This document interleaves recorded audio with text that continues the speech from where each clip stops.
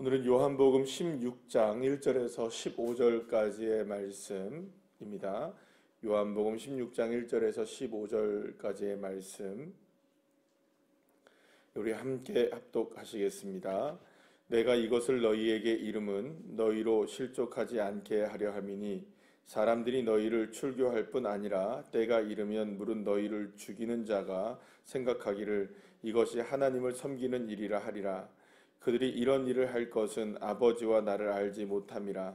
오직 너희에게 이 말을 한 것은 너희로 그 때를 당하면 내가 너희에게 말한 이것을 기억나게 하려 함이요 처음부터 이 말을 하지 아니한 것은 내가 너희와 함께 있었음이라. 지금 내가 나를 보내신 이에게로 가는데 너희 중에서 나더러 어디로 가는지 묻는 자가 없고 도리어 내가 이 말을 함으로 너희 마음에 근심이 가득하였도다. 그러나 내가 너희에게 실상을 말하노니 내가 떠나는 것이 너희에게 유익이라. 내가 떠나가지 아니하면 보혜사가 너희에게로 오지 아니할 것이요 가면 내가 그를 너희에게로 보내리니 그가 와서 죄에 대하여 의에 대하여 심판에 대하여 세상을 책망하시리라. 죄에 대하여라 함은 그들이 나를 믿지 아니하며 의에 대하여라 함은 내가 아버지께로 가니 너희가 다시 나를 보지 못하며 심판에 대하여라 함은 이 세상 임금이 심판을 받음이라. 내가 아직도 너희에게 이를 것이 많으나 지금은 너희가 감당하지 못하리라. 그러나 진리의 성령이 오시면 그가 너희를 모든 진리 가운데로 인도하시리니 그가 스스로 말하지 않고 오직 들은 것을 말하며 장래일을 너희에게 알리시리라. 그가 내 영광을 나타내리니 내 것을 가지고 너희에게 알리시겠음이라. 무릇 아버지께 있는 것은 다 내 것이라. 그러므로 내가 말하기를 그가 내 것을 가지고 너희에게 알리시리라 하였노라. 아멘. 할렐루야. 우리가 예수님을 믿는 하나님의 자녀들임에도 불구하고 우리가 자주 종종 실패하고 넘어지는 이유는 무엇일까요? 아마도 우리에게 무엇인가 부족하여서 실패의 아픔을 우리가 걷게 되기도 하는 것이 아닌가라는 생각이 드는데요. 오늘 본문 말씀의 이 3절 말씀에 보면은 이렇게 그 모든 이유가 여기 있다고 합니다. 아버지와 아들을 알지 못하기 때문이다 라고 말씀하고 있는 것을 보게 돼요. 그러니까 세상 사람들도 아버지와 아들을 알지 못하고 또 제자들도 제대로 아버지와 아들을 알지 못하면 자꾸 실족하고 넘어지게 되고 또 이렇게 하나님께서 원하시는 그 뜻에 반하는 삶을 살아갈 수밖에 없다는 것을 말씀하고 있는 것입니다. 그러니까 결국에는 하나님과 예수님을 제대로 알면은 실수하지 않게 되는데 제대로 알지 못하니까 어떻게 되는 겁니까? 실수하게 되고 우리가 신앙생활을 하면서도 능력이 나타나지가 않게 되는 거죠. 근데 문제는 뭘까요, 여러분? 우리는 누구를 안다고 생각합니까? 우리는 안다고 생각합니다. 하나님을 안다 생각하고 우리가 예수님을 안다고도 생각합니다. 그래서 오늘 여기 본문에서도 말씀하는 걸 보게 되면 어떤 사람들은 자기가 정말로 많이 박해를 하게 되고 또 믿는 사람들을 어렵게 만들게 되는 그런 일들이 있을 때 이것은 누구를 위해서 하는 일이라고 스스로는 생각한다는 겁니까? 하나님을 위해서 하는 일이다라고 생각하는 거예요. 그러면 대표적인 인물이 누굴까요? 이런 상황 속에서 딱 맞아떨어지는 인물이 있습니다. 사울입니다. 그러니까 바울이 이전에 사울이었을 때, 그러니까는 뭐 사울로 활동을 했을 때 그때는 어떤 삶이었습니까? 예수 그리스도를 믿는 사람들을 전부 다 잡아다가 죽이고 심지어는 그걸 위해서 원정까지 떠나게 되고 어떻게든 예수 믿는 사람들을 색출해내서 그들을 잡아서 죽이게 하는 뭐 그런 일들을 한 게 누구였습니까? 그 사울이었단 말입니다.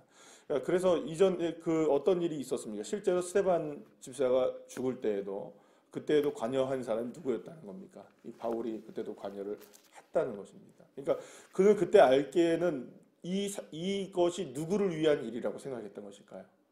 자기가 생각할 때는 하나님을 위한 것이라고 생각이 되는데 나중에 주님을 만나고 주님을 알게 되고 주님이 나를 알고 나도 주님을 알게 됐을 때 그것이 얼마나 큰 죄인지 그리고 자신의 얼마나 부족한 사람이었는지 얼마나 하나님의 마음을 몰랐었는지를 철저하게 그가 깨닫게 된다는 것을 보게 됩니다. 그러니까 하나님을 알고 예수님을 알게 되면은 그렇게 하지 못하는데 결국엔 하나님을 알지 못하니까 하나님을 위해서 한다는 것들도 하나님을 위해서 하지 못하게 되는 그런 일들이 있다는 겁니다. 우리가 신앙생활에서 본다면 여러분들 그런 일들은 비일비재할 수 있습니다. 나는 하나님을 위해서 한다고 하는데 그건 전부 다 하나님은 그렇게 생각하지 않을 수 있다는 것이죠. 또 헌신도 그렇고요.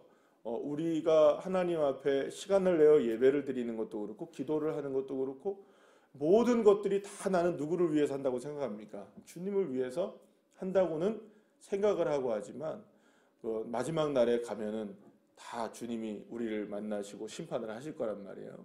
그러면은 그때 가서 주님 나는 이런 일들도 했고 저런 일들도 했고 이런 사역도 했고 저런 사역도 했고 이런 능력도 나타냈고 저런 능력도 나타냈고 이렇게 교회를 충성을 했고 저렇게 충성을 했고 또 이렇게 기도하고 저렇게 기도를 했습니다. 저 참 잘했죠? 그러면 주님이 뭐라고 말씀하신다는 겁니까? 내가 너를 도무지 알지 못한다. 불법을 행하는 자들아 다 떠나라 이렇게 얘기합니다. 그럼 왜 주님이 우리를 모르실까요? 아니 우리는 주님을 안다고 했는데 결국에는 문제가 있었던 것이죠. 제대로 주님을 알지 못했던 것이죠. 그렇다면 제대로 주님을 알지 못하는 것은 결국 하나님을 제대로 알지 못했다, 예수님을 제대로 알지 못했다는 것은 어떤 의미를 갖고 있는가?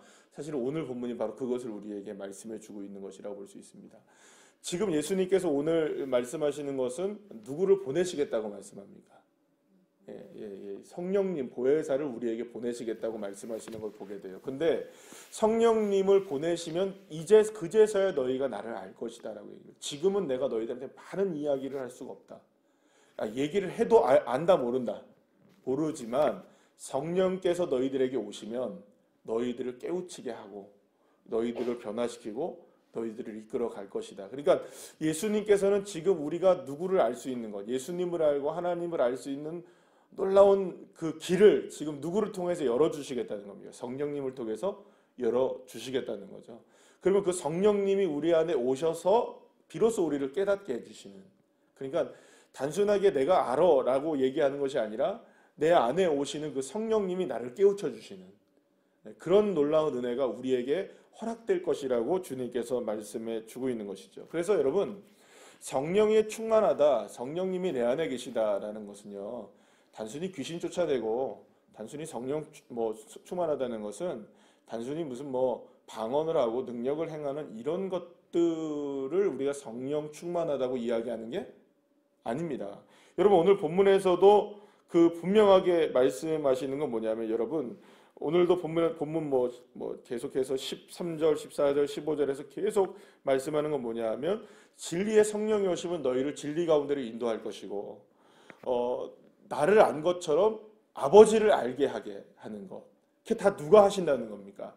성령께서 하신다는 거예요. 그러니까 다시 말하면 성령께서 하시는 가장 근본적인 사역은 뭐냐? 여러분, 우리가 착각하고 있는 것이 성령께서 우리에게 하시는 일이 무슨 방언을 하게 만들고, 성령께서 우리에게 하시는 일이 우리를 병 고치는 은사를 주고 그것 때문에 성령이 오신다고 생각하는 착각이 우리에게 있어요.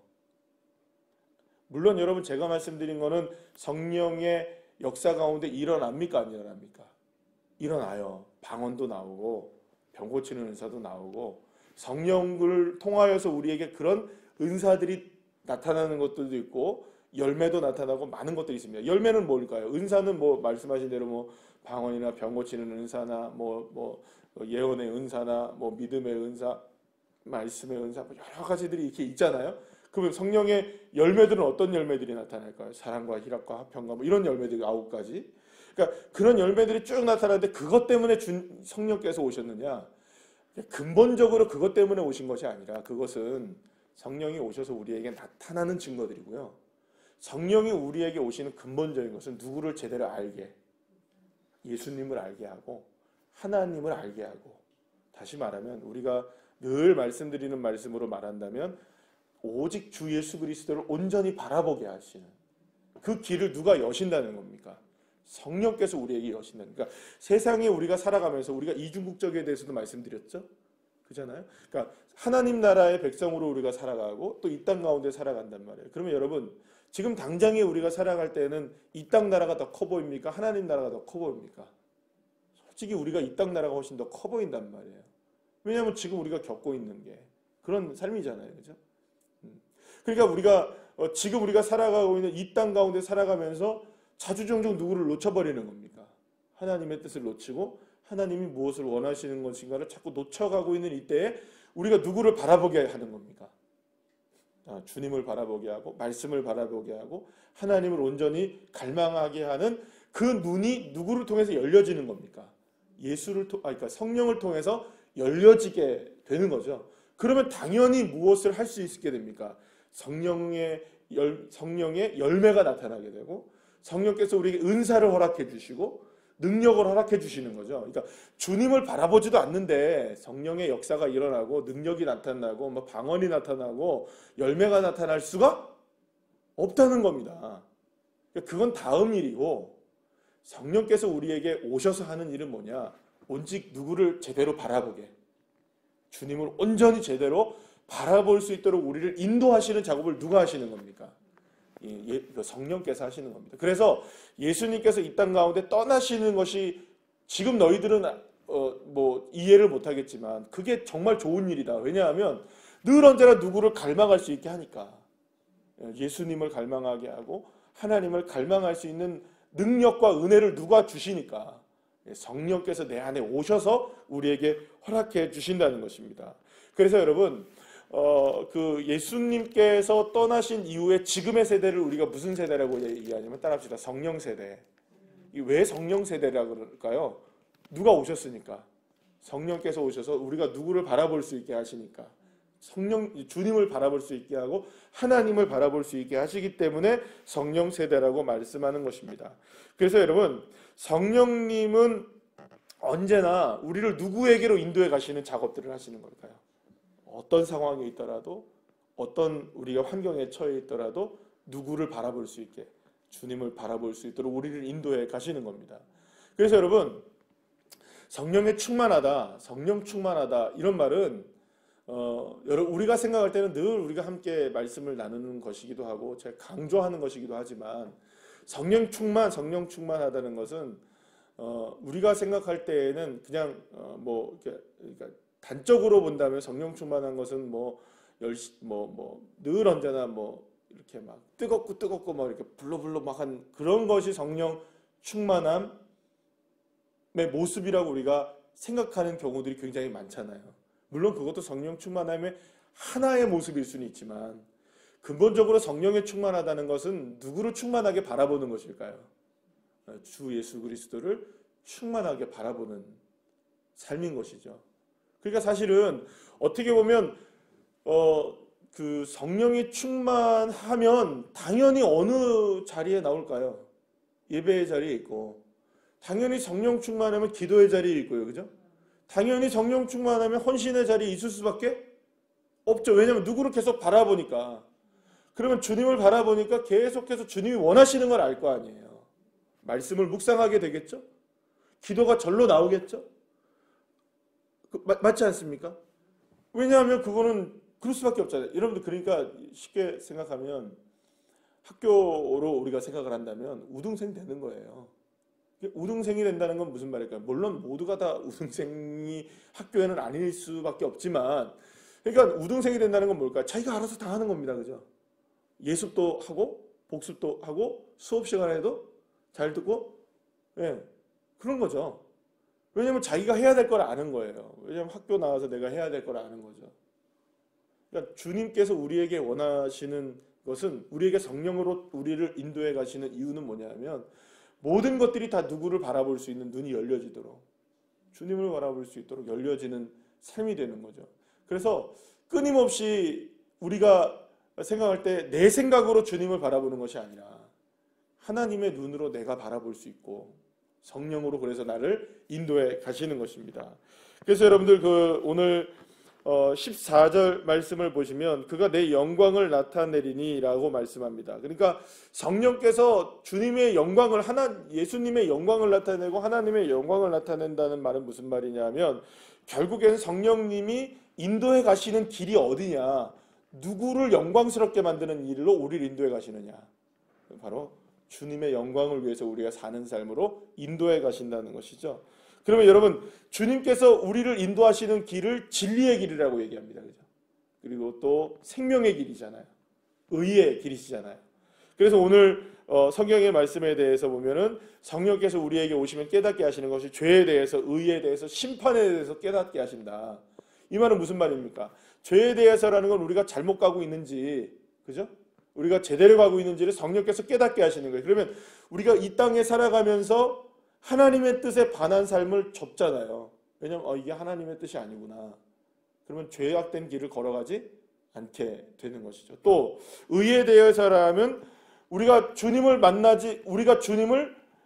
누구를 통해서 만나는 겁니까? 성령을 통해서 만나게 되는 그런 놀라운 은혜를 우리에게 허락해 주시고요. 또 심판에 대해서라면 이 세상을 향해서 하나님이 어떤 마음을 가지고 계시는가? 누구의 마음을 아는 겁니까? 하나님의 마음을 아는 것이죠. 그렇게 되면 우리에게 있어서는 온전하게 무슨 길로 주님이 우리를 인도해 가시는 겁니까? 진리의 길로. 예수 그리스도께서 원하시는 그 길로. 그 길로 우리를 인도해 가시는 일을 누가 하신다는 겁니까? 바로 성령께서 하신다는 것을 말씀하고 있는 것입니다. 사랑하는 여러분, 그래서요, 성령님이 한번 우리가 한번 생각해 보시죠. 성령님은 이 땅에 오셔서 하시는 작업이 뭘까요? 결국에는 계속 말씀드린 거지만 오직 누구를 바라보게 하시는 겁니까? 주님을 계속 바라보게 하시는 것에 초점을 맞추고 있어요. 그러니까 성령님이 성령님 스스로에게 영광을 구하지 않아요. 그러니까 성령님이 성령에 집중하게 하기 위하여 성령님이 오신 게 아니고 아버지의 영광을 우리를 통해서 드러나게 하시기 위해서 누가 오신 겁니까? 성령님이 오시고 주 예수 그리스도를 온전히 바라보며 우리가 진리의 길을 걸어가게 하기 위해서 누가 오신 겁니까? 성령님이 오셨단 말이에요. 그럼 성령님은 어떻게 보면 우리가 삼위 하나님이시지만 성령님의 존재는 어떻게 보면 계속해서 누구를 향하게 만드는 겁니까? 우리를 다 주님을 향하게 만드는 거예요. 물론 그 안에 성령님이 계시지만 성령님의 모습을 우리가 생각해 본다면 성령님은 마치 모든 일을 다 하시면서도, 그죠? 모든 일을 다 하시면서도 무대의 중앙에 서지는 않으시는 거예요. 무대의 중앙에는 딱 누구만 서시는 겁니까? 오직 주 예수님만 딱 서시게 되는 거예요. 그러면 여러분 생각해 봅시다. 그렇기 때문에 오늘 내가 예수 그리스도를 얼마나 바라보고 있느냐가 성령 충만하면 딱 그 모습인 거예요. 그러니까 성령이 충만하다, 성령님의 인도하심을 받는다 한다면 나는 드러나지 않고 내 삶의 무대의 주인공은 누가 되시는 겁니까? 주 예수님이 되시는 것이죠. 그게 성령 충만함입니다. 그러니까 성령 충만한 우리가 보통 우리가 인사를 할 때 여러분 성령 충만하시길 바랍니다 이런 얘기 하잖아요. 여러분 성령 충만하셔야 돼요. 그때 우리가 생각할 때 성령 충만하다는 걸 기도 많이 하라는 얘기구나. 맞죠? 그건 틀린 말은 아니죠, 그죠? 성령 충만하다는 거는 주님 앞에서 헌신하라는 거구나. 맞는 말이죠, 그죠? 맞는 말입니까? 틀린 말입니까? 성령 충만하라 그러면 나를 통해서 내가 더 사랑해야 된다는 거구나. 다 맞는 말입니다. 자, 그러면 결국에는 성령 충만하다는 말이 그런 여러 가지 의미들을 갖고 있는데 궁극적으로 그건 딱 무슨 말입니까? 결국에는 우리의 삶의 중심에 누가 서야 되는 겁니까? 주님이 서시는 겁니다. 무대의 중앙에는 언제나 주님이 서시고 나는 그 자리에서 물러나는 거죠. 왜냐하면 성령께서 그렇게 하시는 작업을 하시니까. 성령이 하시는 일이 누구를 주인공으로 만드시는 일입니까? 예수님을. 그럼 내 안에 성령이 계신다는 것은 결국에는 내 삶은 죽고 내 삶에 누가 드러나는 겁니까? 예수가 드러나는 거. 그러니까 나는 죽고 예수로 사는 삶이 성령 충만한 삶입니다. 여러분, 주님께서 그래서 우리에게 성령의 역사를 허락해 주시는 거예요. 왜냐면 우리가 누구로 살고 누구로 죽느냐, 누구로 사느냐. 나는 죽고 예수로 사는 인생이 되게 하기 위해서 성령 충만함을 주시는데 이게 성령 충만이 오해되면은 이게 가장 무서운 반란이 되는 거예요. 왜 그럴까요? 성령 충만을 잘못 오해하면 누가 드러나기 시작하는 겁니까? 자기 자신이 드러나기 시작하는. 그건 무너짐의 전조입니다. 여러분, 많은 사람들이 여러분 늘 말씀드리지만 은사 이런 하시는 분들, 사역들 하시는 분들이 처음부터 은사 받으면 막 기고만장하셨을까요? 안 그래요. 처음에는 막 감당할 수가 없어서 교만하지 않고 막 겸손하게 해서 얼마나 몸부림을 치고 그렇게 하다가 자꾸 이게 성령이 충만한 역사가 부어지고 그게 또 일이 되고 막 이러니까 어떻게 됩니까? 다 누가 하는 것처럼 되어지나요? 자기가 하는 것처럼 되어진다. 그러면 이제 무너지는 전조가 나타나는 거죠. 그러면서 또 결국에는 자기가 딱 무대 중앙에 서면서 계속 누구를 위해서 사역한다고 생각합니까? 주님을 위해서. 그러면 결국엔 주님이 마지막에 그러는 거예요. 내가 너를 도무지 알지 못한다. 너는 불법을 행했다는 거죠. 무대 중앙에는 너가 다 서놓고 이제 와서 내가 주님을 위해서 일했다 얘기할 수 있느냐라는 거죠. 여러분, 그러니까 결국에는 우리가 성령 충만하다는 것은 끊임없이 나는 죽고 예수로 사는 삶. 끊임없이. 그래서 오늘 주님께서 우리에게 성령의 충만한 은혜가 저와 여러분에게 있기를 바라는 그 마음에 성령을 우리에게 보내주신다고 말씀하신 그 주님은 저와 여러분을 진리의 영으로 인도해 가시고 정말 주님에게만 집중되어지는 인생 되도록. 그러면 여러분, 주님에게 집중하면 그냥 뭐 다 되는 겁니다. 근데 주님께 집중하지 않고 자꾸 마음이 두 갈래로 나눠지는 거예요. 그래서 여러분, 성경에서 눈이 좋아야 된다는 말씀을 몇 차례 하거든요. 우리의 시력이 좋아야 된다고 얘기해야 돼. 시력이 좋다는 말은 눈이 그냥 뭐 0.1에서 뭐 갑자기 2.0이 되는 그런 게 아니라 시력이 나눠지지 말라는 겁니다. 초점이 흐려지지 말라는 겁니다. 초점을 누구에게 탁 맞추라는 겁니까? 오직 주 예수께 맞추는 삶. 사실은 그게 성령 충만한 겁니다. 그것을 위해서 우리가 몸부림쳐야 됩니다. 그게 성령 충만함입니다. 어떻게든 주님을 바라볼 수 있도록 주님을 갈망하고 주님께 기도하고 주님 앞에 나와 예배하고 주님을 온전히 바라보려고 애쓰는 그 모습이 성령 충만함인 거예요. 그러니까 사실은 이런 겁니다. 막 내가 주여 주여 하면서 막 방언으로 기도를 하고 막 뭐 능력이 나타나지 않아도요, 여러분, 그냥 가만히 끓는 마음으로 주님 내가 오늘도 죽고 주님으로 살기를 원합니다. 그 사람이 훨씬 더 성령 충만할 수 있는 거예요.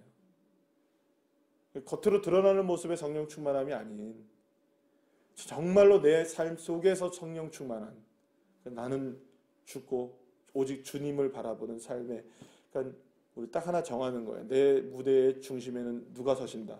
주님이 서신다. 내 무대의 주인공은, 내 삶의 주인공은 내가 아닌 누구시다? 주님이시다. 그 믿음의 눈이 열려지고 그렇게 주님께서 우리를 인도해 가심에 우리가 감사하고 순종할 수 있는 저와 여러분 한 분 한 분 되시기를 간절히 축복합니다. 기도하시겠습니다.